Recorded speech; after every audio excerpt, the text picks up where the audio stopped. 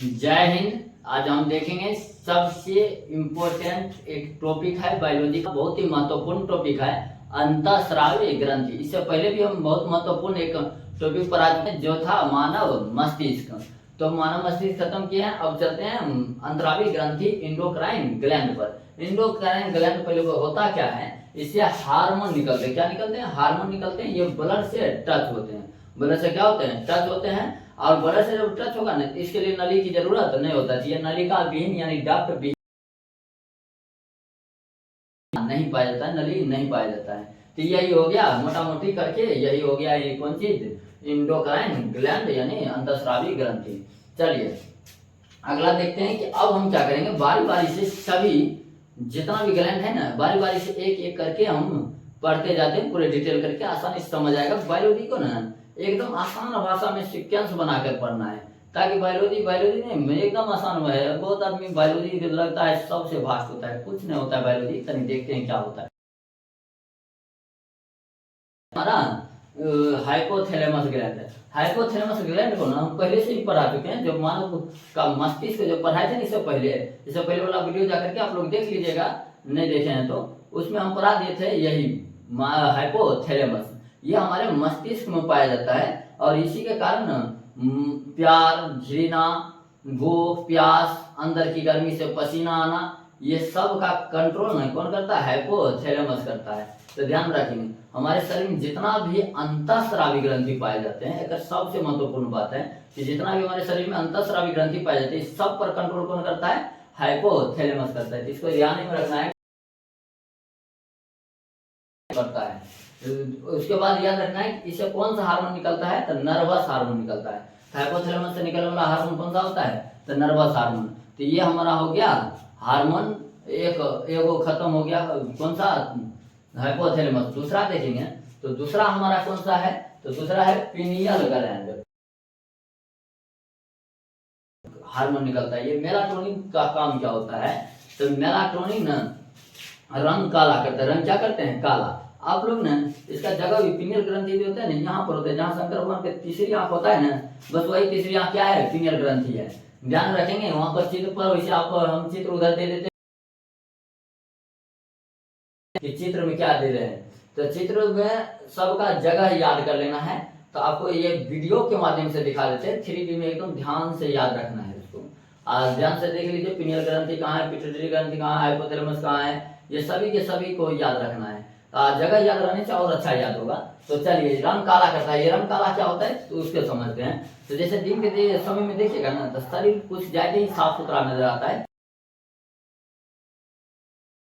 काला धब्बा जैसा पड़ जाता है, कुछ कुछ मुलायम जैसा लगने लगेगा। ये होता है काला रंग पड़ना। अब ये नहीं कि एकदम पेखा देखिए एकदम करिकबा हो जाए, ऐसा कुछ नहीं है। तो चलिए, ये हो गया काला रंग लाना। दूसरा चीज होता है कि मेलाटोनिन की तरह एक और होता है हार्मोन, जिसको कहते हैं सेरोटोनिन। सेरोटोनिन नींद लाने का काम करता है। और ये देखेंगे कि अगर बल्ब जल रहा हो तो जल्दी नींद ही नहीं आएगा, नींद नहीं आएगा, क्योंकि प्रकाश जब होता है ना, तो ये बहुत कम काम करते हैं, सेरोटोनिन हार्मोन बनता ही नहीं। तब हम क्या करते हैं,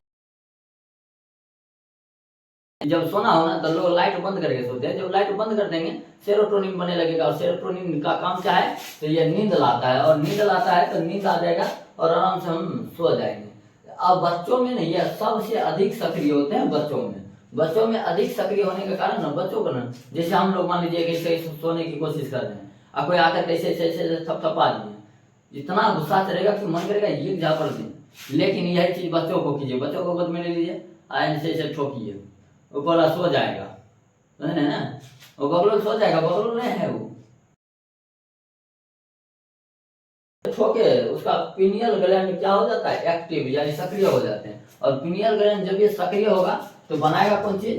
तो वो बना देते हैं सेरोटोनिन नामक हार्मोन। सेरोटोनिन का काम क्या होता है? नींद लाना, और बच्चा नींद में सो जाते हैं। तो उसको बच्चा को नहीं ऐसे करके गोद में लेकर कैसे झुलाइयो दीजिएगा ना, तो झुलाने में भी उसका पिनियल ग्लैंड एकदम सक्रिय हो जाते हैं और एकदम बना देगा सेरोटोनिन, और नींद आ जाएगा और बच्चा सो जाएगा। उसके बाद याद क्या रखना है, इसका एक बायोलॉजिकल ग्लैंड कहा जाता है। इसे क्या कहा जाता है? Biological gland. पिनियल ग्लैंड को बायोलॉजिकल ग्लैंड कहा जाता है। उसके बाद एक और नाम याद रखेंगे, इसे तीसरी आंख यानी थर्ड आई भी कहा जाता है। पिनियल ग्लैंड को ही थर्ड आई कहते हैं। तो पिनियल ग्लैंड समझ में आ गया। चलिए अगला चलते हैं हम लोग, पिट्यूटरी ग्रंथि यानी पीयूष ग्रंथि, पिट्यूटरी ग्लैंड, ये हमारा तीसरा होता है। ये यहीं पर पीछे की ओर से पाया जाता है और बहुत इंपॉर्टेंट है। लेकिन यहाँ पर हम लिखे नहीं, हम अपना मर्जी से बोल रहे हैं, मर्जी से नहीं बोल रहे हैं, हम हटा दिए जानबूझ के कि हमारा सीक्वेंस बचता है पिट्यूटरी ग्लैंड सबसे लंबा होगा। जितना हम ये सब मिलकर पढ़ेंगे उतना वो अकेले होगा। तो अभी यहाँ पर आएंगे ना, आपको ऐसे बोरिंग लगने लगेगा, ऐसा लगेगा बहुत भारी है बायोलॉजी। बायोलॉजी भारी नहीं है, बस हम तरीका से पढ़े, सीक्वेंस में पढ़े, एकदम आसान है। तो हम सीक्वेंस के लिए क्या किए हैं, पिट्यूटरी ग्लैंड को लिखे ही नहीं, आगे चल के क्या हम पढ़ेंगे जब इस छोटा छोटा सभी भागों को खत्म कर लेते हैं। तो चलिए, तो हम पिट्यूटरी ग्लैंड को छोड़ करके सीधा सीधा चलते हैं कहाँ, थायराइड ग्लैंड पर। थायराइड ग्लैंड को हिंदी में हम लोग, यह सबसे बड़ी अंतःस्रावी ग्रंथि होता है। रुको, यहाँ पर ध्यान देना है। ध्यान क्या देना है कि पूछेगा पूरे शरीर का सबसे बड़ा ग्रंथि कौन सा है, तो पूरे शरीर का सबसे बड़ा ग्रंथि होता है लीवर। हम पहले भी पढ़ चुके हैं कि सबसे बड़ा ग्रंथि कौन सा है, लीवर है। लेकिन कहेगा पूरे शरीर का सबसे बड़ा अंतःस्रावी ग्रंथि कौन है। हाँ मुन्ना ध्यान से, सबसे बड़ा लीवर, सबसे बड़ा अंतःस्रावी, तब थायराइड ग्रंथि। कौन सा ग्रंथि, थायराइड ग्रंथि, ध्यान रखना है इसको। उसके बाद देखेंगे इसका काम जो है ना, बीपी को ये कंट्रोल करता है। पूछेगा बीपी को कंट्रोल करने वाला कौन सा हार्मोन होता है, तो ये होता है थायरोक्सिन हार्मोन, यानी थायराइड ग्रंथि। कौन करता है, थायराइड ग्रंथि करता है। इससे निकलने वाला जो हार्मोन होता है थायरोक्सिन, इसको तो याद रखना ही नहीं है, एक बार बोल लीजिए हो गया, याद है। नाम क्या, थायराइड ग्रंथि, ग्रंथि का नाम थायराइड। थायराइड ग्रंथि से निकलने वाला हार्मोन थायरोक्सिन हार्मोन, एकदम मिला मिला है।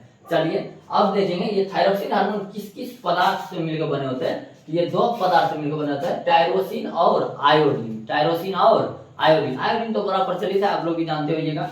ये जो होता है ना, पाया जाता है थायराइड ग्रंथि, यही थायराइड ग्रंथि। इससे जो बीमारी होता है ना, सबसे पहला बीमारी होता है कि थायरोक्सिन की कमी हो जाएगा ना, तो हमें हो जाता है ग्वाइटर नामक रोग। कौन सा रोग, ग्वाइटर। अब ये ग्वाइटर मतलब तो होता क्या है, घेगा रोग। घेगा में क्या होगा, ये गला जो है ना फूल जाता है, फूल के इतना बड़ा हो जाएगा, इसको हम लोग कहते हैं घेगा रोग। ऐसे निकल। दूसरा होता है कि जरूरी नहीं कि खाली घेगे रोग हो, थायरोक्सिन की कमी से ना क्रिएटिनिज्म बीमारी हो जाता है। क्रिएटिनिज्म जो होता है ना, वो बच्चों में होते हैं। अब ये बच्चों में क्या होता है कि इसमें बुद्धि विकास नहीं कर पाते हैं, नहीं कर पाएगा तो लोला बकलोल हो जाएगा। बकलोल देखेगा इधर इधर ताकते रहेगा, उन्हें सब बुला रहा है, पगला नहीं सुन रहा है, उन्हें ताकते हैं, मसला बोले नहीं आओ तो एकदम एक तो सुनेगा ना, सुन लगेगा कि पगला जब तक एकरा कह रहे हो बढ़िया तो हम दौड़ के ले आते, हम खुद ऐसा बकलोल हो जाता है पूरी तरह से। ये कोई इस बीमारी को एकदम कहते हैं हम लोग क्रिएटिनिज्म, ये बच्चों में हो जाता है। तीसरा बीमारी होता है मैक्सोडेम, मोटापा की बीमारी है। एकदम फूल के फुलौना हो जाता है, एकदम गदगद, एकदम बम्फर हो जाते हैं एकदम। ये जो होते हैं खास करके मोटको हो गया, गदगद है एकदम, चोप जैसा, बैठेगा तो बैठले रह जाएगा, उठेगा तो उठा, बैठना नहीं हो रहा है, सोएगा तो पकड़ के उठाओ, सब मिल गया मैक्सोडोमा, मैक्सो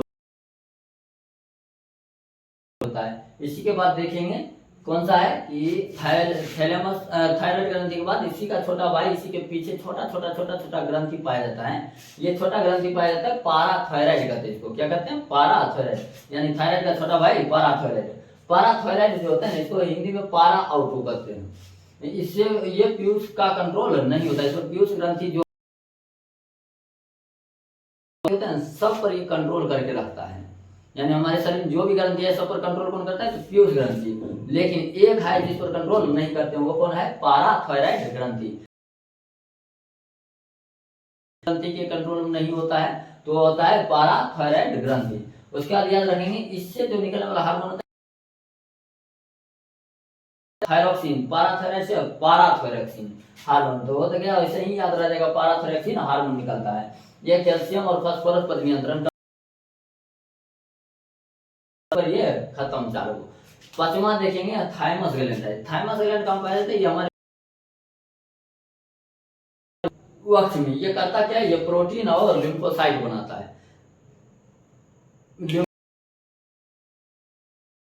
भर के लिए ना कि ये प्रोटीन अब फ्री में मिलेगा एकदम पहले से शरीर में बन रहा है, ऐसा सब दिन के लिए नहीं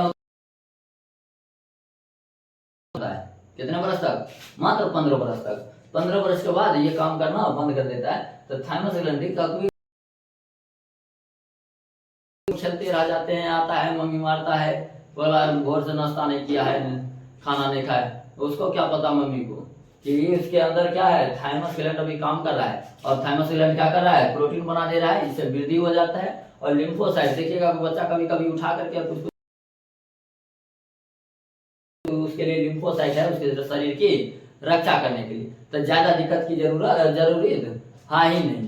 तो प्रोटीन क्या करते हैं, वृद्धि विकास करते हैं और लिम्फोसाइट रक्षा करते हैं। तो चलिए अब अगला हम देखते हैं।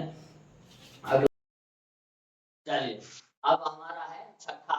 छठा जो है हमारा ग्रंथि वो है एड्रिनल ग्रंथि। एड्रिनल ग्रंथि को हम टेक्निकल नाम 4S या 3F कहते हैं।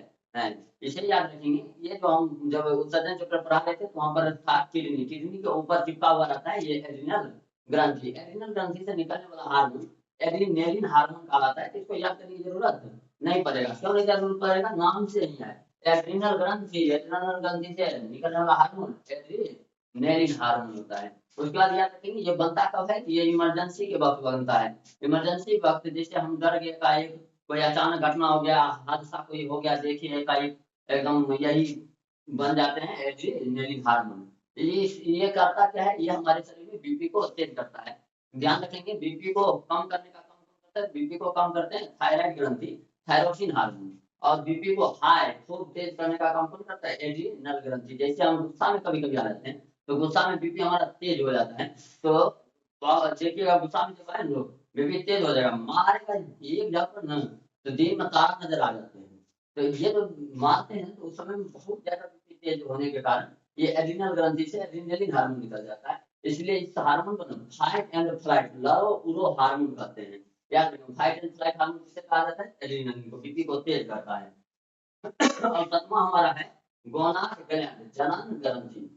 अब ये जनन ग्रंथि से निकलने वाला हार्मोन जनन हार्मोन कहते हैं। वैसे भी किराना की दुकान मछली थोड़ी बिकेगा, तो है जनन ग्रंथि। जनन ग्रंथि से कौन सा हार्मोन निकलता है, जनन हार्मोन निकलता है। जनन हार्मोन के बारे में एक चीज ध्यान रखेंगे कि जितना भी हार्मोन शरीर में बना होता है सब प्रोटीन का बने होते हैं। कौन चीज का बना होता है, प्रोटीन का। लेकिन जनन हार्मोन किसका बना होता है, स्टेरॉइड का बना होता है। ये बात ध्यान में रखना होगा। चलिए इसके बाद देखेंगे कि ये जो जनन ग्रंथि है ये मेल में अलग होते हैं, फीमेल में अलग होते हैं। जैसे मेल में देखेंगे, फीमेल में टेस्टिस होता है और फीमेल में क्या होता है, ओवरी होता है। टेस्टिस से निकलने वाला हार्मोन टेस्टोस्टेरोन होता है। टेस्टोस्टेरोन टेस्टोस्टेरोन टेस्टोस्टेरोन होता है। तो ये टेस्टिस से निकलता है। और यहाँ से देखेंगे इसी को हम शुक्राणु कहते हैं, यानी स्पर्म बोलते हैं। चलिए फीमेल फीमेल इसमें एक प्रकार की टेस्टोस्टेरोन में एक प्रकार की गंध भी होता है। अपना गंध होता है जिसके कारण पेशाब क्या होता है, पेशाब में दुर्गंध होता है। जैसे देखेंगे कुत्ता का जो सूंघने की शक्ति बहुत ज्यादा होता है। इस कारण से वो क्या करते हैं, अपना बॉर्डर तैयार करते हैं, खुद का क्या बॉर्डर करते हैं, बॉर्डर तैयार, जिससे अपना एक इलाका बनाते हैं। जैसे जाएंगे यहाँ तक हमारा इलाका है तो वहां पर जाकर के ये पेशाब कर देंगे। और टेस्टोस्टेरोन दूसरे कुत्ता जब उस इलाका में आएगा ना तो वो सूंघते हुए आएगा। जब ये दूसरे कुत्ता का टेस्टोस्टेरोन उसे गंध लगेगा वो वहां से लौट जाएगा। अगर उसके अंदर घुस गया तो देखिएगा कि दोनों कुत्ता लड़ जाते हैं। इसका मतलब है कि वो अपना क्या तैयार कर रहे हैं, बॉर्डर तैयार कर देते हैं। कभी कभी क्या होता है कि जैसे रात के समय में गाड़ी लगा हो, मोटर गाड़ी या कार कुछ भी लगा हो, उस पर क्या करते हैं कुत्ता पेशाब कर देते हैं। अब वही गाड़ी न दूसरे इलाका में सुबह उठा और चल दिया, दूसरे इलाका में जाता है, दूसरे कुत्ता सुन लेते हैं। उसको ऐसा लगता है कि दूसरे कुत्ता हमारे इलाके में प्रवेश कर गया और वो गाड़ी मोटरसाइकिल के पीछे दौड़ने लगता है। लोगों को डर हो जाता है कि ये काटने के लिए नहीं आ रहा है, क्योंकि उसके गाड़ी पर क्या था, पेशाब था और टेस्टोस्टेरोन महक रहा था। चलिए अब देखेंगे फीमेल। फीमेल में 3 प्रकार की ये जो ओवरी होते हैं, कमर के पास 2 ओवरी होते हैं। जिस तरह से 2 टेस्टिस होते हैं मेल में, उसी तरह से ओवरी 2 ओवरी होते हैं। इसमें तो बनने वाला रहता है 3 प्रकार के हार्मोन होते हैं। पहला होता है एस्ट्रोजन, ये पीरियड्स में मदद करते हैं। पीरियड्स में मदद करने वाला कौन सा हार्मोन होता है, एस्ट्रोजन हार्मोन होते हैं। दूसरा होता है प्रोजेस्टेरोन। प्रोजेस्टेरोन का नाम से ये प्रोटेक्ट करना, जब बच्चे पेट में होते हैं ना भ्रूण की अवस्था में, उस समय में माँ के गर्भ में प्रोटेक्ट करने का काम कौन करता है? तो प्रोजेस्टेरोन करता है। तीसरा होता है रिलैक्सिंग हार्मोन। रिलैक्सिंग हार्मोन ये बच्चा जब जन्म लेते हैं, जन्म लेने वक्त रिलैक्सिंग हार्मोन मांसपेशी को फैलाने का काम करता है। मांसपेशी फैलता है तब जाके बच्चे जन्म लेते हैं। अभी तो ये कभी कभी कम हो जाते हैं। अभी जो डॉक्टर होते हैं ना ये भी इसमें थोड़ा लापरवाही करते हैं कि रिलैक्सिंग हार्मोन ना बनने वाला है, इसमें टेबलेट उबलेट या दवाई दे देते हैं और कहते हैं इसे बड़ा ध्यान से खाना। यहाँ महिला भी बहुत ध्यान से खाते हैं, रिलैक्सिंग हार्मोन बनेगा नहीं। जब बच्चा जन्म के बाद जाएगा तो रिलैक्सिंग हार्मोन कमी होने के कारण मांसपेशी फैलेगा नहीं, तब उसको ऑपरेशन किया जाएगा। चलिए तो अब हम लोग समझ गए ये 7 को क्या हो गए, 7 को खत्म। अब हम लोग पढ़ेंगे अगला पिट्यूटरी ग्रंथि। 7 नंबर पिट्यूटरी ग्रंथि, यानी इसको हिंदी में हम लोग कहते हैं पीयूष ग्रंथि। ये पीयूष ग्रंथि जो होते हैं हमारे जो ब्रेन होता है ना, ब्रेन के जस्ट नीचे सबसे छोटा भाग होता है ये पीयूष ग्रंथि। ये ब्रेन के बेस में होता है या आधार या तल भी कहते हैं इसको। तो पूछेगा पीयूष ग्रंथि कहाँ स्थित होते हैं, तो ब्रेन के तल में वो स्थित होते हैं। ये सबसे छोटी ग्रंथि होती है। वैसे ध्यान रखेंगे सबसे छोटा ग्रंथि जो होता है ना वो होता है पिनियल ग्रंथि। लेकिन ये पिनियल ग्रंथि जल्दी ऑप्शन में देता ही नहीं, हमेशा ऑप्शन में देगा पीयूष ग्रंथि यानी पिट्यूटरी ग्लैंड। यानी पिट्यूटरी ग्लैंड क्या होता है, सबसे छोटी होता है। इसका भार होता है 0.6 ग्राम। तो ध्यान रखेंगे 0.6 ग्राम इसका भार होता है। ये क्या करते हैं पूरे बॉडी को कंट्रोल करता है पीयूष ग्रंथि, इसलिए इसका हम लोग क्या करते हैं मास्टर ग्रंथि। सबसे मेन महत्वपूर्ण इसका बात है कि ये पूरे शरीर पर जितना भी ग्रंथि होता है ना सबको कंट्रोल करता है, इसलिए इसको क्या कहा जाता है मास्टर ग्रंथि कहा जाता है। लेकिन एक को छोड़ करके ये हम पहले ही बता दिए थे पाराथायराइड को, पाराथायराइड पर ग्रंथि इस ग्रंथि का कंट्रोल नहीं होता है। चलिए अब इससे हम समझते हैं कि ये क्या करते हैं, तो सभी ग्रंथि पर कंट्रोल करता है। तो इसको हम लोग क्या कहें मास्टर ग्रंथि, यानी कि ग्रंथियों का बाप कहते हैं इसे, ऐसा समझ लेते हैं। तो बताइए ग्रंथियों का बाप ये है तो दादा कौन होगा, तो दादा कौन होगा हाइपोथैलेमस। बताए थे पूरे अंतःस्रावी ग्रंथि, यानी अंतःस्रावी ग्रंथि में तो पिट्यूटरी ग्रंथि भी आता है।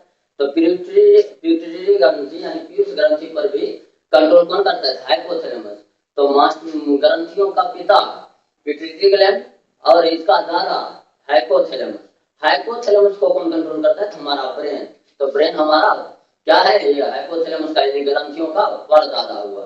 पिता पिट्यूटरी, दादा हाइपोथैलेमस, परदादा हमारा ब्रेन, इसलिए ब्रेन को सुरक्षा देना काफी जरूरत होती है। चलिए इसके बाद देखेंगे कि इससे निकलने वाला 1000 प्रकार के बेसिकली रूप से हार्मोन होता है, लेकिन हम यहाँ पर 5 प्रकार पढ़ लेते हैं।